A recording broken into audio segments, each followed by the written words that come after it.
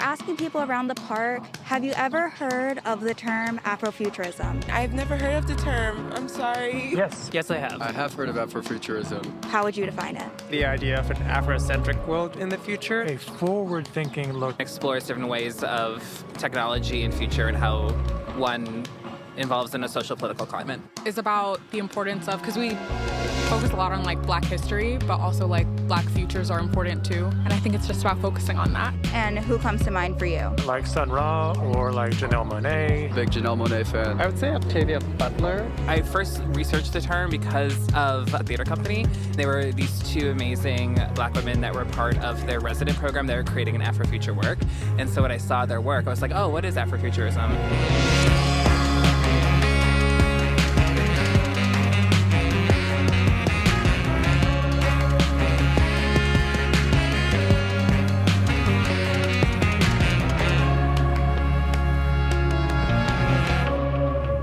It's Notes from America. I'm Kai Wright, and Happy New Year. We're going to start 2023 by trying to simultaneously look backward and imagine a radical future. That seems like a good way to describe the work of production designer and visual artist Hannah Beachler. Over the past decade or so, she has created some of the most beautiful, complex, and richly Black worlds in film.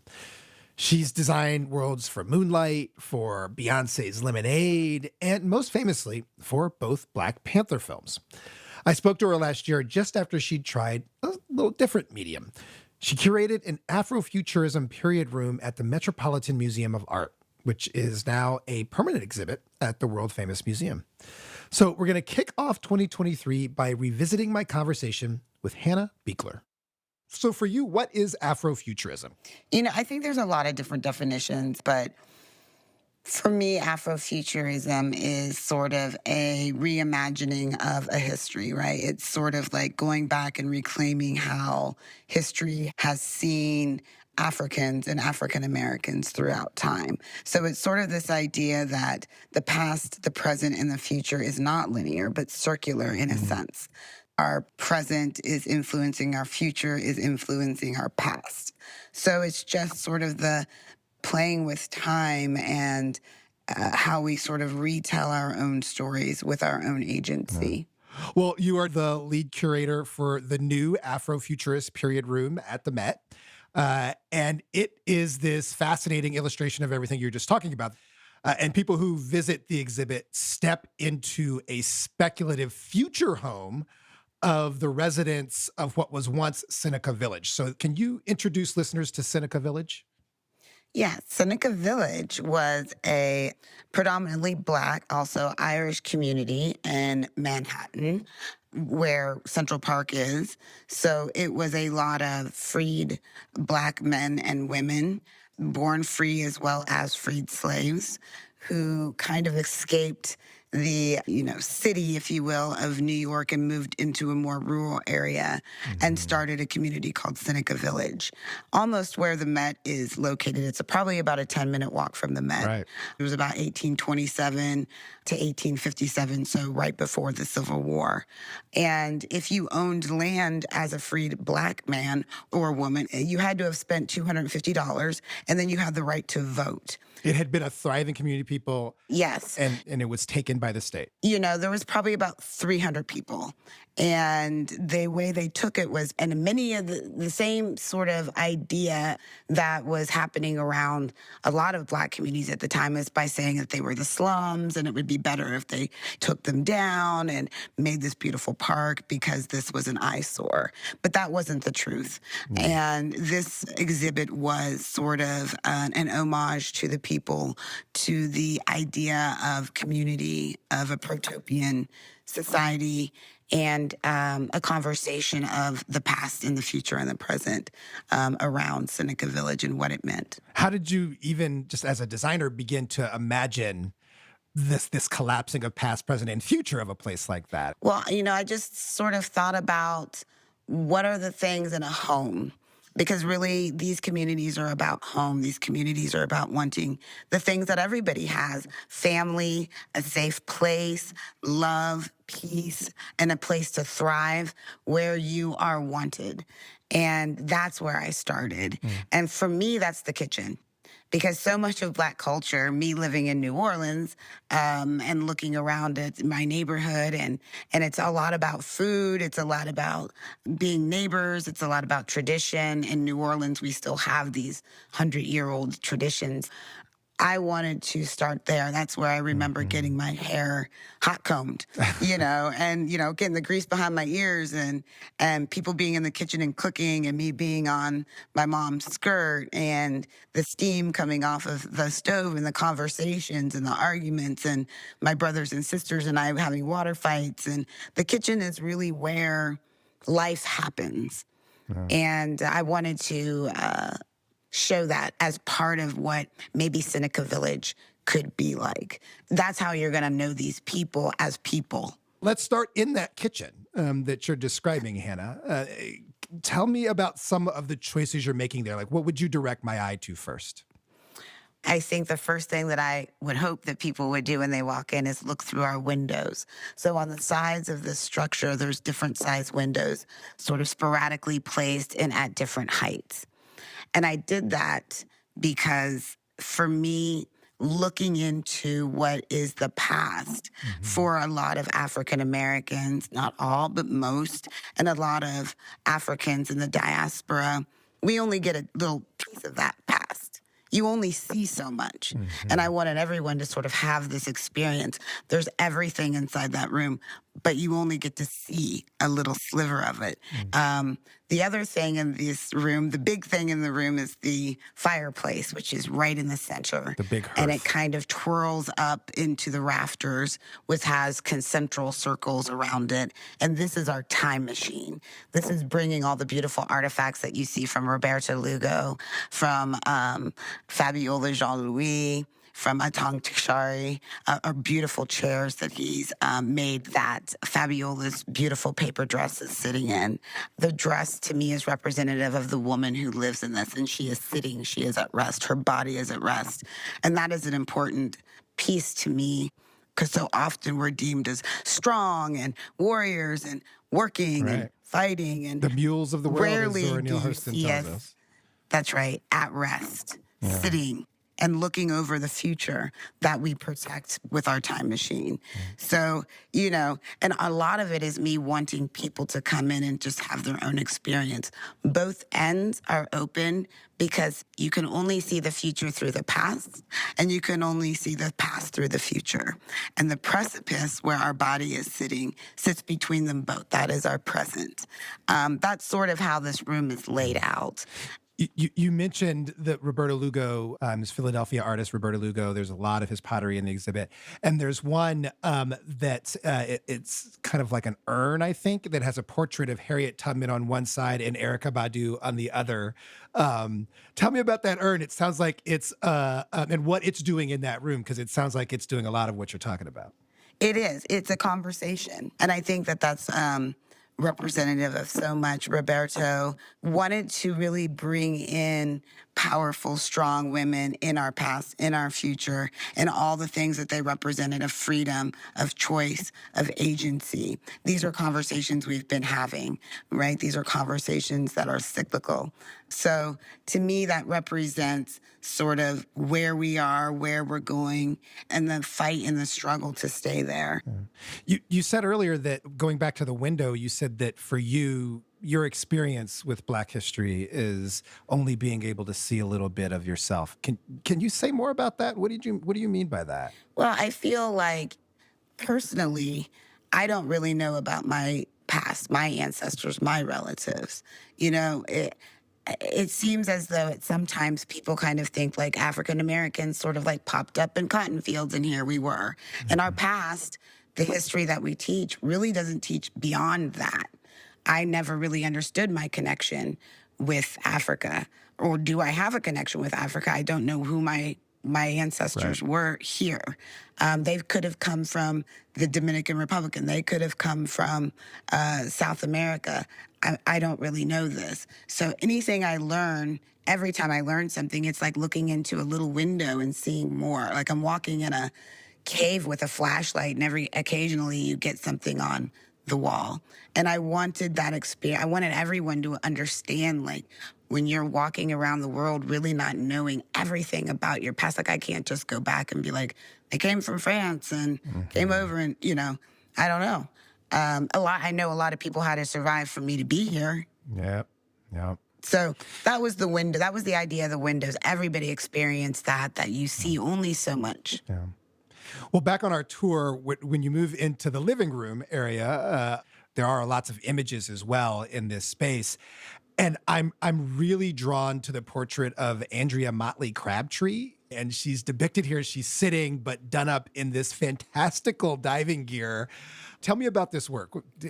When I first saw this work, when the Met had presented it to me and said this would be something that's great in the room, as part of their collection. And then they explained, like, she was the first Black woman to be a deep sea diver. And it made so much sense at that point because we know so little about the ocean. We know so little about space. We know so little about ourselves and our journey. It's all kind of wrapped up in the same sort of feeling of flight and weightlessness. And I really wanted that you could stand in the very back by the kitchen and look all the way through, and you see the time machine, you see Fabiola's dress, and then you see this beautiful portrait. And that line that it creates through this space from one end to another, from the past to the future. That past is the future. This Black woman is the woman in space. That is who I look at the stars every night and see. And that's why I wanted that there.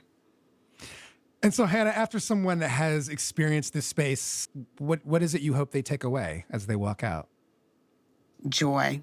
Black joy. My mission is to teach Black joy before Black pain. No child needs to learn that first. I learned that first. And so I want people to walk in and what you see is joyful. What you experience through the pain is joyful. We put hundreds of iron nails in the side of the structure. And they had asked me why. And I said, because iron is so important. It is the thing that shackled us, and it's the thing that freed us. Wow. I want this to be like that. I want the thing to be the freedom. I'm talking with Hannah Beachler about the exhibit she curated for the Metropolitan Museum called Before Yesterday, We Could Fly, an Afrofuturist period room. Hannah's many credits as a designer include the film Black Panther, for which she won an Oscar for Best Production Design. We'll take a break and we'll talk more with Hannah about her career and about collapsing the future with the past. Stay with us.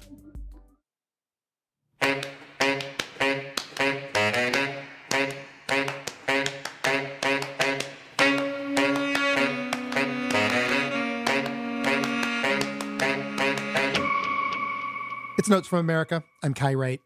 This week, we are revisiting my conversation from last year with production designer and visual artist Hannah Beachler. She's designed the visual backdrop for some of the most iconic Black films of the past decade. We're talking about Moonlight, Creed, Beyonce's visual album Lemonade, and, of course, Fruitvale Station, which was the wrenching biopic of Oscar Grant and that launched director Ryan Coogler's career. She also designed both Black Panther films and, of course, won an Oscar for the first one. Just tell me about working on that film. It meant so much to so many Black people, and I just wonder what it meant for you. It meant so much to this Black woman. It was big, and I knew it was bigger than me. I just felt compelled to do this, and then there was a lot of drive for that. And I have, of course, Mr. Ryan Coogler to thank, right, for having the opportunity to put on screen what I felt was so important for people to see a fictional Black nation to be, what it could be.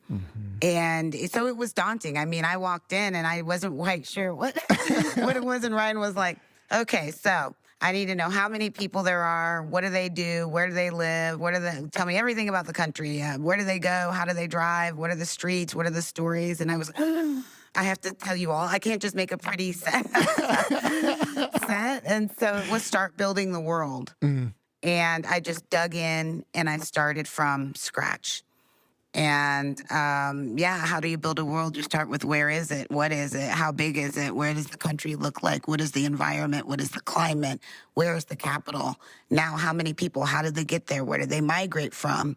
Why did they migrate there? What do they specialize in? How does their tradition evolve to be 50 years in the future from the West? What is the timeline?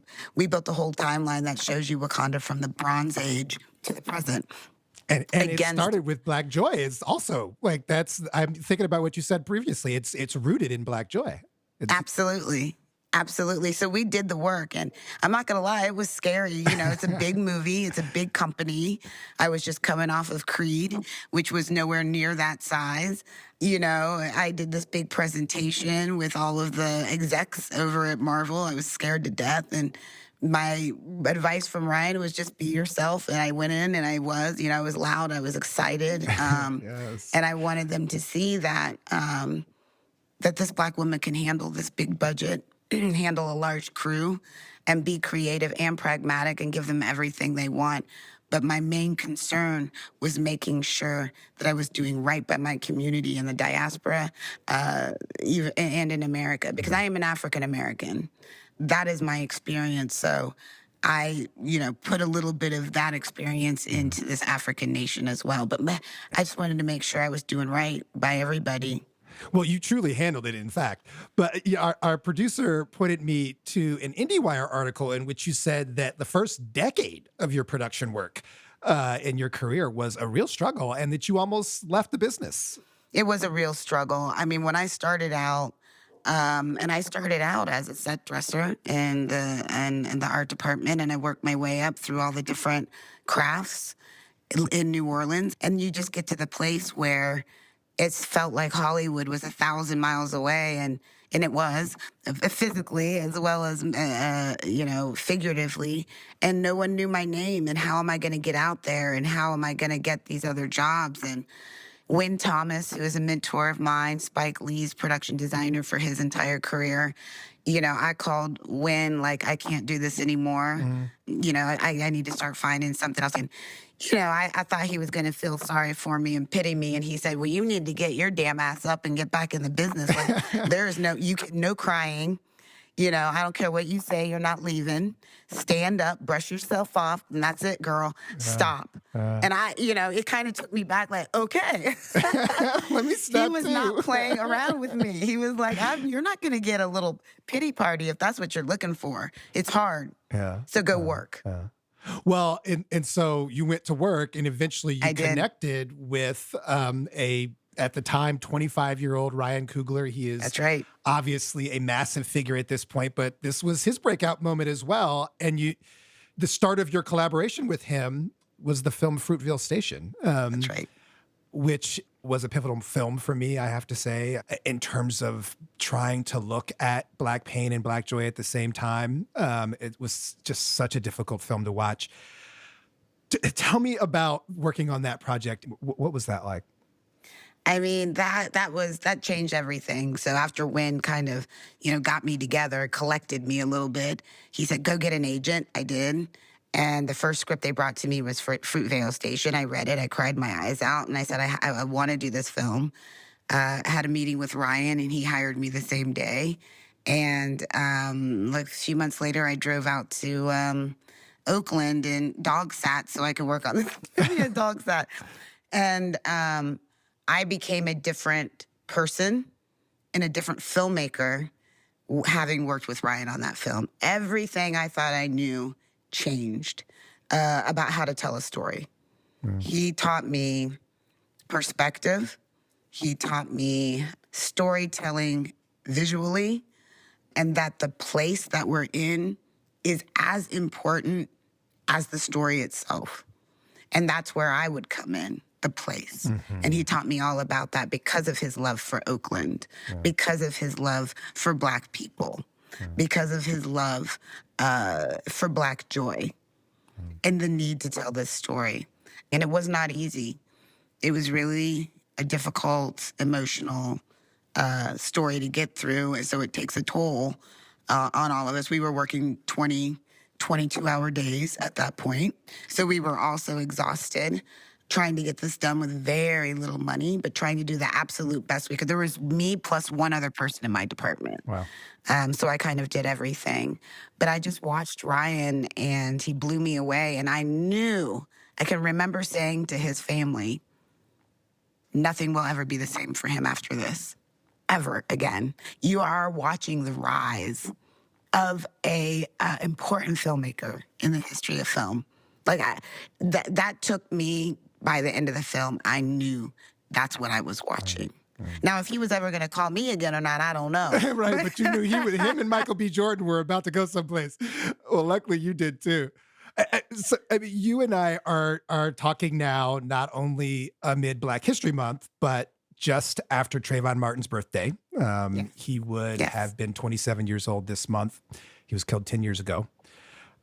This month also began with Amir Locke being killed by police in yet another no-knock raid in Minneapolis. And it may be a silly question to ask you, but in the context of all that has happened since Fruitvale Station, what do you feel like art like that film can do about this anti-Black violence? What is its role in responding to these awful moments? Humanity. What Fruitvale Station did was show people Oscar's humanity. He is a human being first, and that is so important. Though Moonlight wasn't about police violence or brutality, it was about a different type of brutality. And I believe it did the same thing as show humanity. And those are so important in Black cinema. The complexities of Black people, that we aren't a monolith, that we are individuals, we are humans, not just sons, daughters, aunts, uncles. We are humans. We don't have to be these other things in order to be seen as human. And that's what Ryan wanted to say. That was the importance of the scene with the pit bull. And Ryan and I talked about that and talked about that and talked about that and struggled with that scene. But at the end of the day, he looked at me and he said, oftentimes Black men are looked at like pit bulls. You can run them down in the middle of the road and keep going. They are the not needed of society. They are the danger of society. And to show Oscar with that pit bull, holding that pit bull, was such an important scene. And I think kind of rounded out in the height of the humanity within this young man for whatever mistakes he made, for whoever anyone thought he was. He was someone's son, and he was a person, and he was killed. And I stood over the bullet hole in the BART station at Fruitvale Station and looked at it. And we stood around it with Ryan and held hands, and he prayed. That's how hard that film was to do. And that's why those films are important.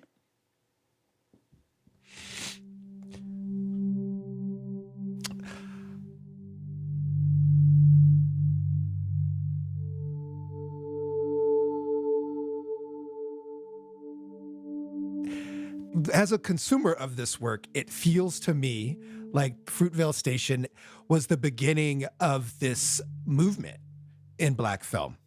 Is that what it feels like to you as well? And if so, how would you describe it? Absolutely, it feels like that to me. Sometimes I feel like I just got swept up in this moment that I'm so grateful and blessed for. And it was a moment, and I knew it was coming in a weird way. It's this moment of reckoning. And film is such a powerful medium, right? That I think people were suddenly seeing like this, it's time for us to tell our stories and fighting for that. This generation of young people that have come in and made these films have been fighting for this. And, it's the springboard of Spike Lee. It's the springboard of John Singleton. It's the springboard of Antoine Fuqua and F. Gary Gray. And you go back and back and back even further, right? And I'm quite proud of this work, this body of work, from working with B and Barry Jenkins and Ryan, of course. It feels like, truthfully, I don't often say, sometimes, like I'm just this general that's protecting my people, protecting the story, Because I'm a fighter. I'll tell you what, I make sure that people aren't going to play games and silliness when we're making these movies. Okay. That the nuances that aren't usually there, that people don't usually know are there, because it's my experience, it's part of my community. And I stand strong and firm between what you see on the screen and what you might have seen on the screen. I make sure it's there, that people can see themselves in a real way, in a genuine way. Not the way people want to see us, but the way that we are in all of our complications, messiness, and joy. So I see myself as, these filmmakers coming to me because they know that I'll stand strong for that. And I'll dig as deep as I have to dig and do the research until I can't see straight to make sure that it's right. Because I'll tell you what, I don't know if I can cuss, but I'll be goddamn if it's gonna not be something that's gonna make these stereotypes continue. No more of this perpetuation. I need people to see us as individuals.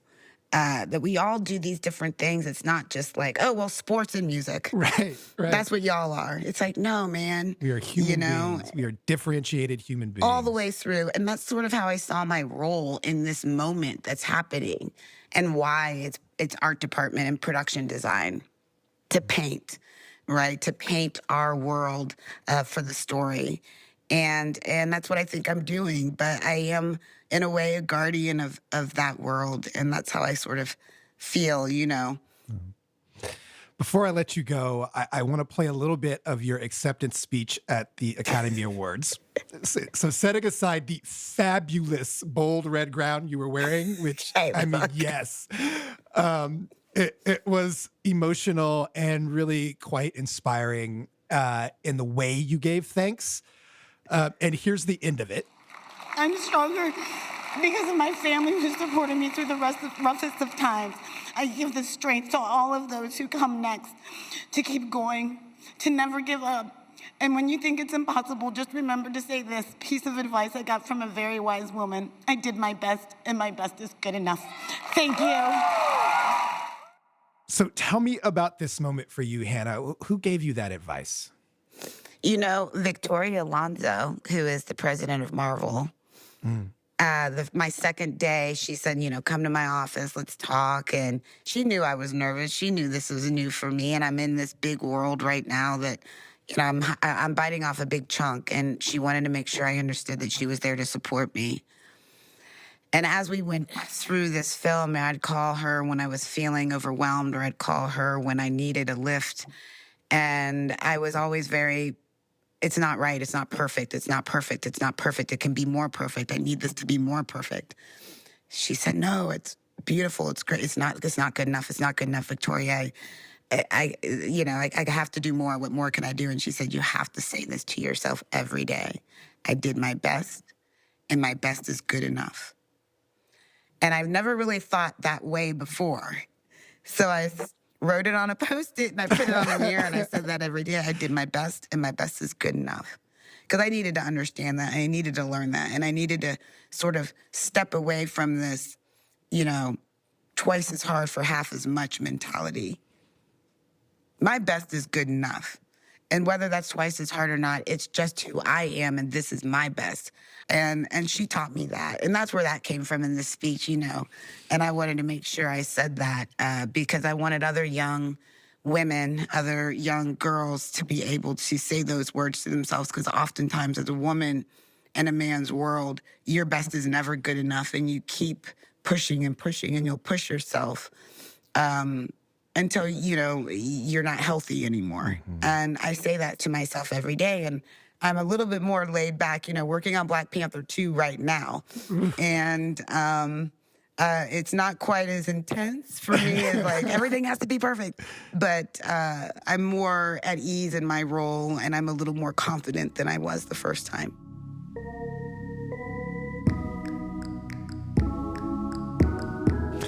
Well, Hannah, your best has not only been good enough, it has been a true blessing to me and to so many of us consuming your work. So thank you for that. Thank you. And thank you for this time. Thank you so much.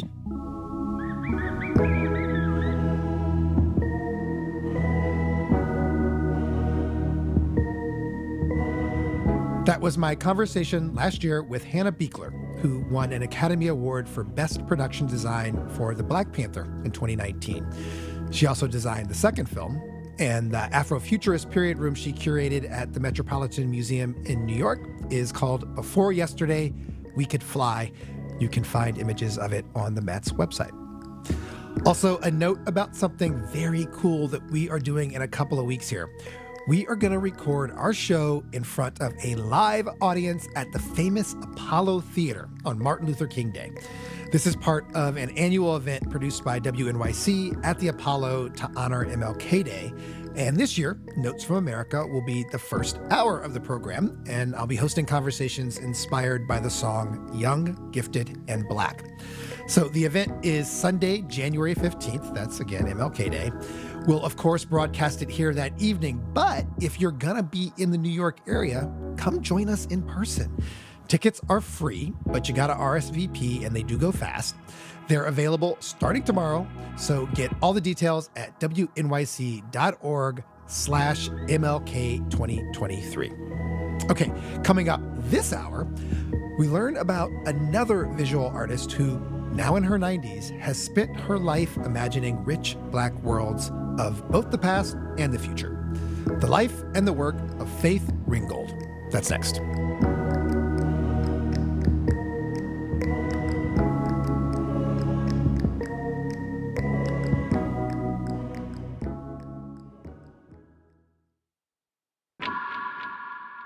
It's Notes from America. I'm Kai Wright. Last year, the New Museum here in New York held this incredible 50-year retrospective on the artist Faith Ringgold. It was a gorgeous collection of work that told the story of the American people in the 20th century, really, and specifically a history of Black people and how and whether we fit in this country.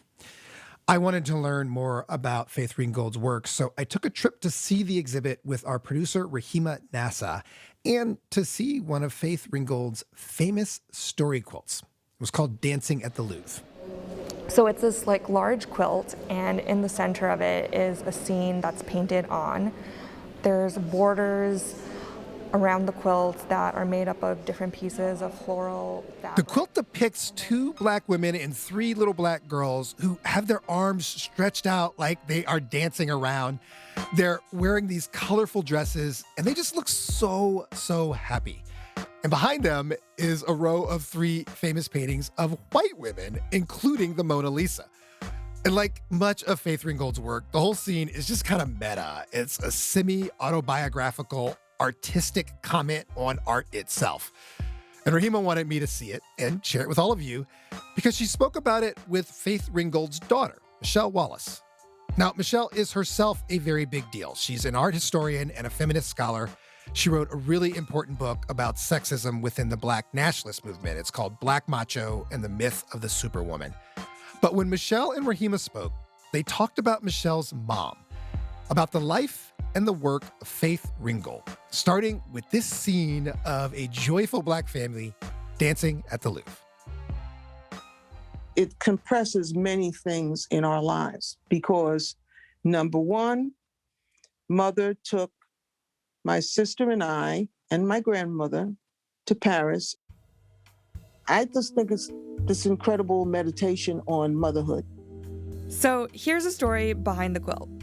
As Michelle tells it, it's 1961, Michelle is 10, and her sister Barbara is 9. And Faith drags all of them to Paris, her own mother included, because she's trying to find herself as an artist, and she wants an up-close look at what her teachers say is the world's most important art. My mother was determined that we were going to see the Mona Lisa. And we were determined that we were going to get outside and get some ice cream. So, in other words, this dancing at the Louvre is a derivation of our first situation in the Louvre, but it's also about the opportunities. How could you make a life for a Black woman that would end in her being a famous artist? And what I went there for was... Here's Faith in 2016 again. Because I was trying to figure out, do you really want to be an artist? I mean, are you really going to do this struggle? I mean, you want that really, or what do you want? Faith decides, yes, she does want to be an artist, but if she's going to struggle, she's going to do it on her own terms. And that means truly engaging with the world she inhabits as a Black woman. My mother is, a little bit like Jesus Christ in this sense, that she is willing to address and speak to whomever will listen. She was born in 1930 at 222 West 146th Street between Bradhurst and 8th Avenue. My mother grew up around wonderful storytellers. This is during the Harlem Renaissance. You know, Duke Ellington, Langston Hughes, Zora Neale Hurston. So Faith grows up in a community of musicians, painters, and poets. And this creative spirit spilled into her home too, where Faith's mother was a towering figure. Whose name was Willie Posey, and who I called Mama Jones. Willie Posey loved to design clothes, and she had an incredible fashion sense. In one old photo, Willie is seen wearing this gorgeous A-line dress with white gloves, a beaded necklace, and strappy black heels. She has her hands on her hips and a big grin on her face. She was really a housewife. She was designing her children's clothing and dressing them up. And so all the early photographs are them, dressed head to toe in my grandmother's fashions. And Faith's father, Andrew Lewis Jones, he was a truck driver for the Department of Sanitation. All those city jobs were great.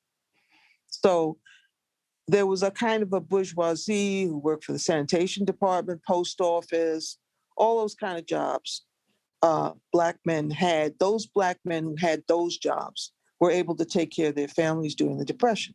And I think that people think of the Harlem Renaissance and the Depression as mutually exclusive, like one followed the other. But actually, they occurred at the same time. You got Jacob Lawrence, one of our great artists, who is part of the Harlem in which my mother grew up. But Faith experienced this era a little differently because she spent a lot of time at home. She was diagnosed at a young age with pretty bad asthma. She was homeschooled by my grandmother, which is partly accounting for their tremendous closeness. The doctors just simply felt that the best way to keep her from being sick was to not expose her to other children. And my grandmother taught her how to sew and how to make dolls. And this became a way to encourage Faith to be creative. Willie Posey gave her paint and crayons to keep her occupied. Her dad bought Faith her first easel. When she's a teenager, she decides she's going to be an artist. So in 1948, she enrolls at City College and majors in art education. She sets about making a life. She gets married, has 2 daughters, gets divorced, graduates, teaches art in public schools, raises 2 little girls by herself, and all the while, she's still trying to make her own art. Now, through all this time, she doesn't have a studio.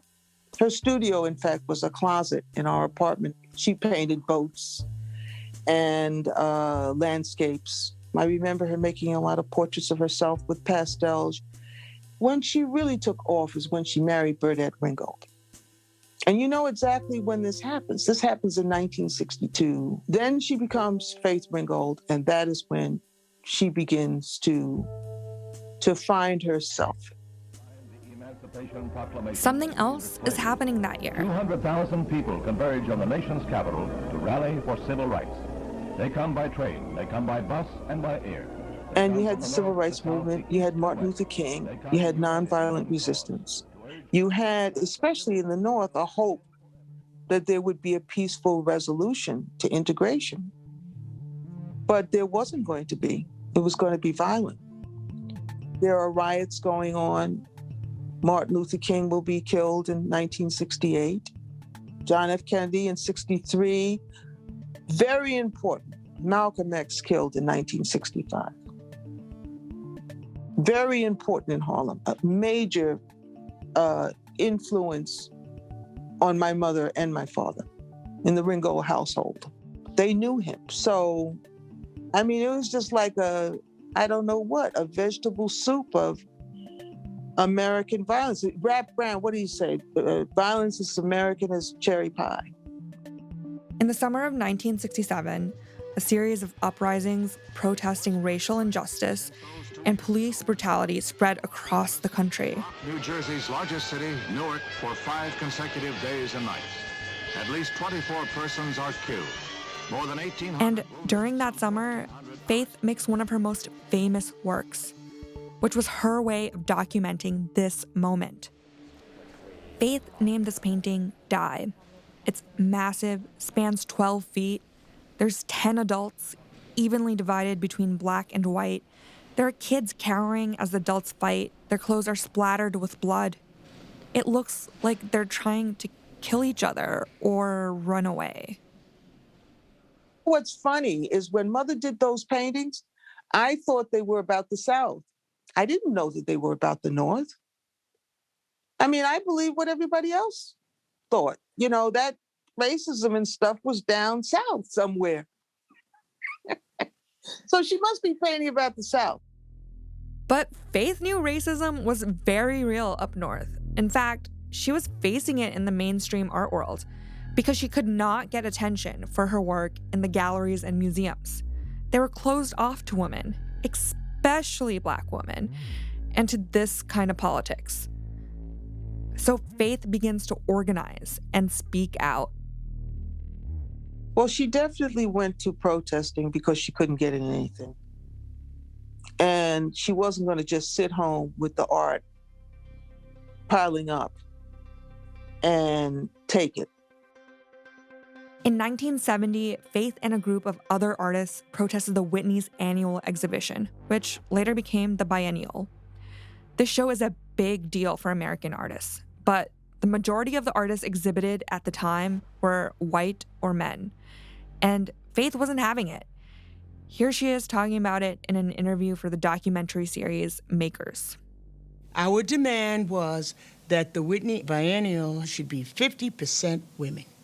As Faith tells it, Michelle helped her come up with that number. While Faith did her best to shield her daughters from racism, she also taught them to be activists. So she's a kid, and she's doing her homework. And I said to Michelle, I said, what percentage of women do we demand? And then I said 50%. Why? Because in the population of the world, women are 50%. In fact, they're more than 50%. And I said, oh my God, this poor kid, she's too young to be involved in all this. Now, this was outrageous because, I mean, their thing was no women. You can't demand 50%. And I said, really? I said, what? What? Say it again? Why wouldn't it be 50%? I mean, I can understand why it might be a little bit concerning, but, you know, let's face it. If we're going to demand something, it's 50%. I didn't realize how shocked she was by it and how shocked everybody was by it. And they didn't get 50% in the end, but they did get 20%, which was way more than what anyone expected.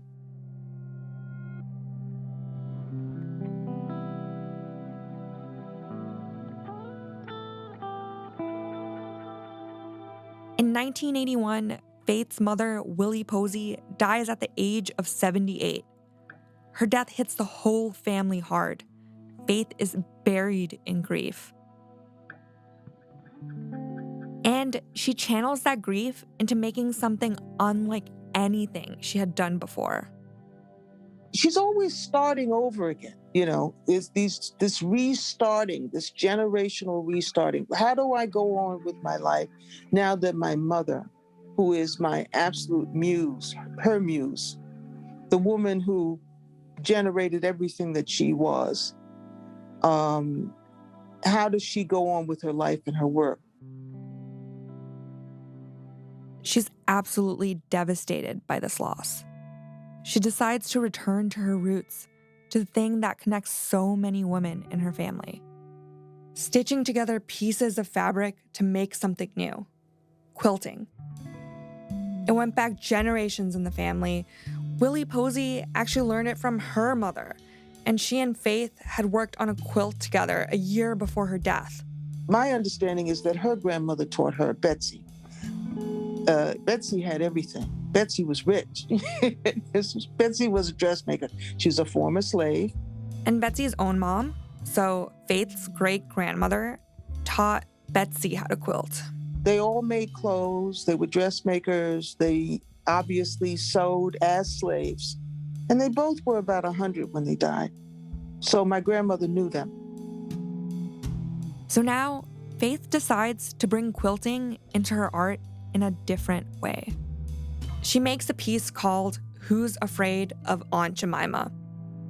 It's based on a minstrel show character that, up until recently, was used to sell pancake syrup. This elaborate quilt has a border made of scraps of colorful fabric, and she's painted figures directly onto the fabric. She's using the fabric as her canvas. It's a huge innovation and a huge departure from anything else that's happening at the art world at the time. And more than that, it's also when Faith begins to use text in her artwork. Faith wanted Michelle to help her write the text about Aunt Jemima. And I said, no, Mother, I cannot do that. And she said, well, you know, Aunt Jemima is our feminist hero. I said to her, she's not my feminist hero. I don't know what you're talking about. So Faith writes the story herself without Michelle's help. She uses text on the quilt to reimagine Aunt Jemima as a successful entrepreneur and matriarch. This is the first Faith Ringgold story quilt. She will be world famous for this. But she was scared of what she'd done. She had hid it. She hid it. She was afraid to show it to anybody. And Moira came and stayed with her. Moira is a close friend of Faith's. She said to Moira, you know, I feel guilty because under your bed, I'm hiding this work of art. I don't know what it is or why it is, but I feel guilty about it. And Moira said, take it out. Let me see it. And it was Who's Afraid of Aunt Jemima. Moira loved it with Who's Afraid of Aunt Jemima. Here comes my grandmother's voice and all the elders in our family coming out of my mother's mouth in a way. I marvel at it now that her grieving process produced so much work. It produced the story quilts. It produced the abstractions. It became my mother's new medium. Faith's story quilts continue to get more personal. And in 1991, she tells one of her most ambitious stories in a series called The French Collection. The first quilt in that collection is Dancing in the Louvre, the one I showed Kai earlier, the one that is inspired by Michelle and Faith's trip to Paris. And it's yet another turning point for her art. What she was doing is she was starting her career all over again at 60. She'd already been an artist 30 years. It would be a midpoint. It could have been as far as she'd ever get. But the French collection is a projection of where she plans to go with her career. And Faith does go on to great places. Her work has been exhibited at the Whitney, the Guggenheim, the Tate. The Museum of Modern Art added dye to its permanent collection. It hangs in the same room as a work by another great artist. You may have heard of him, Pablo Picasso. Her story quilt, Tar Beach, was adapted into a best-selling children's book. At 91, she's still making work. She's been inspired by the protests following George Floyd's murder. She has a lot more to say about racial injustice and the American people. She has left me a wonderful, wonderful, detailed roadmap of her thoughts and her passions. And it's for me to interpret the work and talk about it and try to help explain it or understand it. Whereas she's just light years ahead of people in this regard.